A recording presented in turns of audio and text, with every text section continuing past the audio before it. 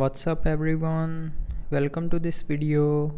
In this video I will show you how to recover or restore lost or missing contacts in Galaxy S25 Ultra. So before starting the video, don't forget to subscribe the channel and also press the bell icon. So first of all, open Contacts app, phone app, then go to the Contacts tab. Now if you have deleted some contacts by mistake, then to restore them, click on this three dot more icon and from here click on recycle bin.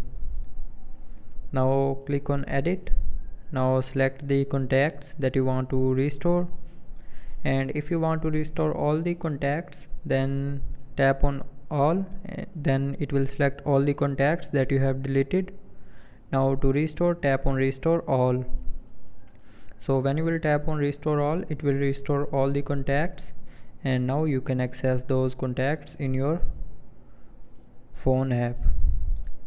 So that's how you can recover or restore lost or missing contacts in Galaxy S25 Ultra. So I hope you liked the video. Thanks for watching.